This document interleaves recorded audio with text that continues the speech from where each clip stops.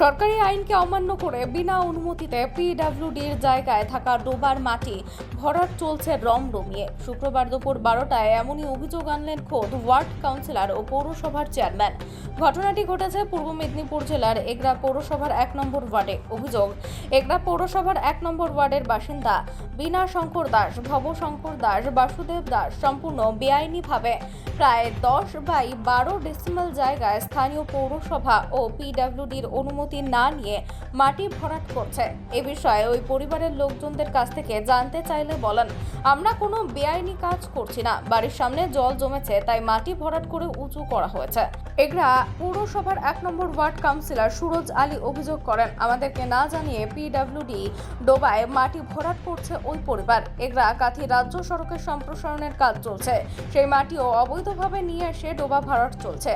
আমরা চেয়ারম্যান বলেরও মহকুমা শাসককে বিষয়টি জানিয়েছে যাতে অবিলম্বে এই বেআইনি মাটি ভরাট বন্ধ হয়। এগরা পৌরসভার পৌরপিতা স্বপন কুমার নায়ক জানিয়েছেন, নিজের জায়গায় মাটি ফেলার অনুমতি ছিল, পিডব্লিউডির জায়গায় অনুমতি নেই। অভিযুক্তরা গায়ের জোরে এইসব কাজ করে চলেছে। পৌরসভার পক্ষ থেকে ঊর্ধ্বতন দপ্তরে জানানো হবে। অভিযুক্তদের বিরুদ্ধে দ্রুত ব্যবস্থা নেওয়ার কথা জানিয়েছেন পৌরপিতা।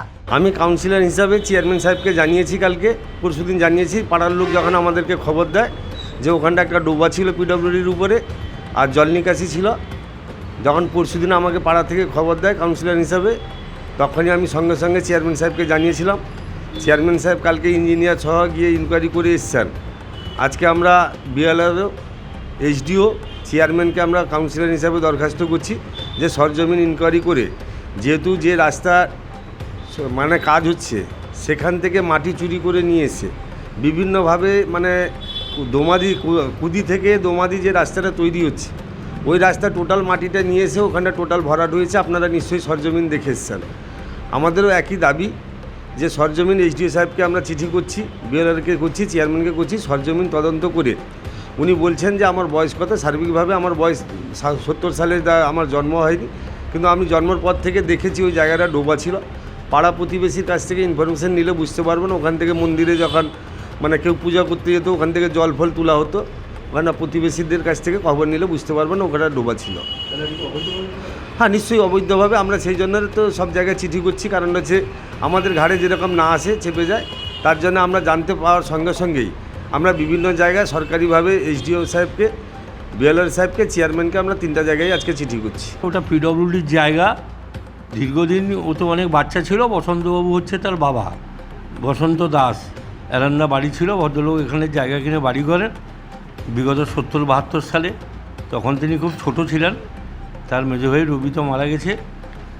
ও একটা দরখাস্ত দিয়েছিল আমাদের অফিসে, তার রায়ের জায়গা, সে লোল্যান্ড আছে, সেখানে জল জমে যায়, মাটি ভরাট করবে।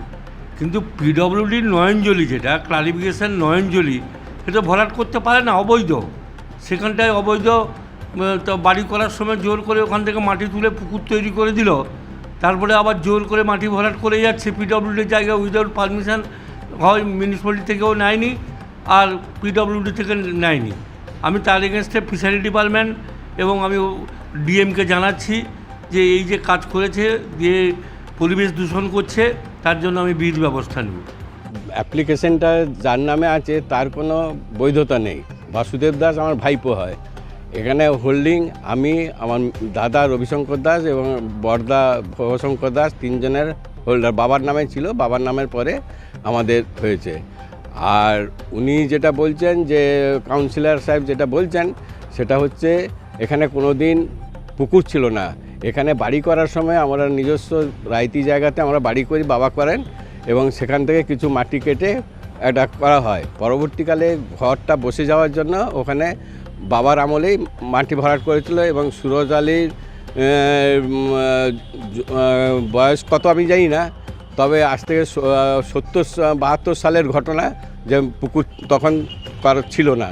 যখন বাড়ি করা হয় তখন এটা জল জমি ছিল এবং সাইডে ড্রেনের মতন নয়নজলি ছিল। এবারে পরবর্তীকালে উনি যেটা বলছেন, যেখানে ভরাট করার জন্য চেয়ারম্যান স্বপন নায়কের পারমিশন নিয়ে এখানে ভরাট করা হয়। কারণ এখানে যখন পাকা ড্রেন পেছনের পাড়া থেকে হয় এবং সামনে যায়, সেই সময় পুরো নোংরা জল আমাদের বাড়ির সামনেটা জমা হয় এবং মশা মাছি পায়খানা গন্ধ, প্রচুর দুর্গন্ধ আসে। এবং আমাদের বাড়ির পরেই টুয়ার্স কাঁথির দিকে ড্রেনের নিকাশি তখন ভালো মতন ছিল না, জল এখানে জমা হয়ে থাকতো। আমার বাড়ির সামনে পর্যন্ত বর্ষার সময় নোংরা জল জমা হয়ে থাকতো 2-3 মাস।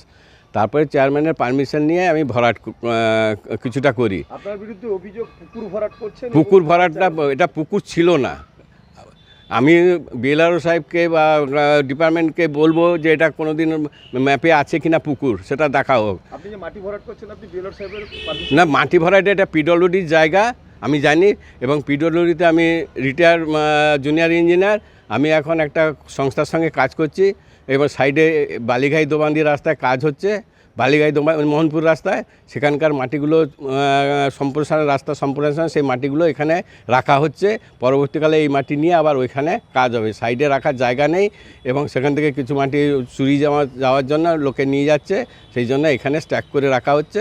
এই আপনি কি পারেন ওখান থেকে মাটি নিয়ে এসে এখানে না, স্ট্যাক করে রাস্তার সাইডের মাটি আমি রাখতে পারি, পিডব্লিউডির জায়গায় রাখছি, আমি কোনো রাইতি জায়গাতেও রাখিনি। মানে কাজের সুবিধার্থে রাখা হচ্ছে, যাতে মাটিটা নষ্ট না হয়। আর উনি বলছেন কাঁথি বেলদা রাস্তার মাটি অবৈধ মাটি, এটা সম্পূর্ণ মিথ্যে।